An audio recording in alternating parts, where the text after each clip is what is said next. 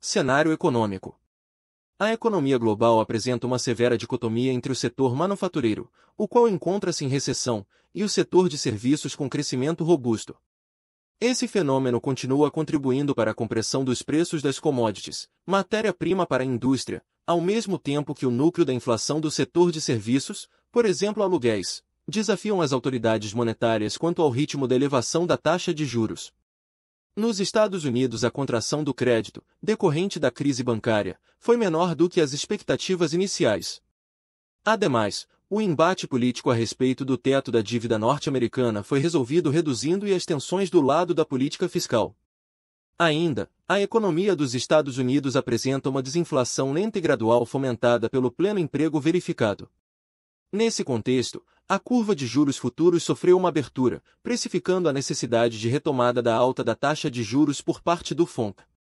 É certo que há divergências entre os membros do comitê, entretanto prevalece o grupo liderado pelo Sr. Jerome Powell que defendem a observância sobre os efeitos defasados do aperto monetário já realizado, na tentativa de evitar precipitações quanto à retomada da elevação da taxa de juros no segundo semestre. Do lado da China, o crescimento pós-abertura perdeu ímpeto, sendo que o setor de serviços cresce às taxas marginais decrescentes ao mesmo tempo que a manufatura apresenta queda da atividade, com destaque para a forte queda das vendas de imóveis novos. Desta forma, são esperadas medidas de estímulos monetários por parte do governo chinês para o setor imobiliário.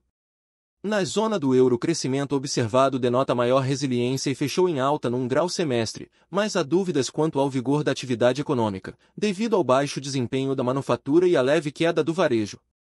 Mesmo assim, a taxa de desemprego encontra-se nas mínimas e os juros deverão continuar subindo na região. No Brasil, o destaque ficou para a aprovação do arcabouço fiscal, com amplo apoio dos congressistas. Entretanto, a expectativa por parte do mercado é de que já em 2024 o teto de 2,5% seja atingido, considerado ponto de atenção. Vale relembrar que o novo arcabouço fiscal combina regras de resultado primário e de controle de gastos.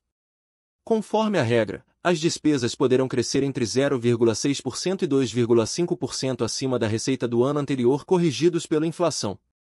Dentro dessa banda de 0,6% e 2,5%, os gastos poderão crescer até 70% da variação da receita do ano anterior.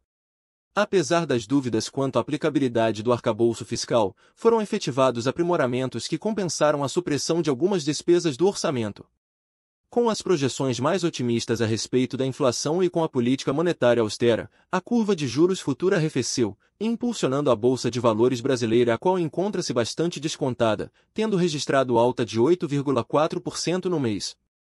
No momento, as projeções para 2023 indicam uma inflação de 4,95% ante 5,42% de um mês atrás. Um PIB de 2,19% ante 1,84% e a taxa Selic atingindo 12,0% ante 12,5% No campo da política monetária, o Bacen resolveu pela manutenção da taxa Selic no patamar de 13,75% em meio a controvérsias, dividindo os analistas do mercado financeiro e os economistas.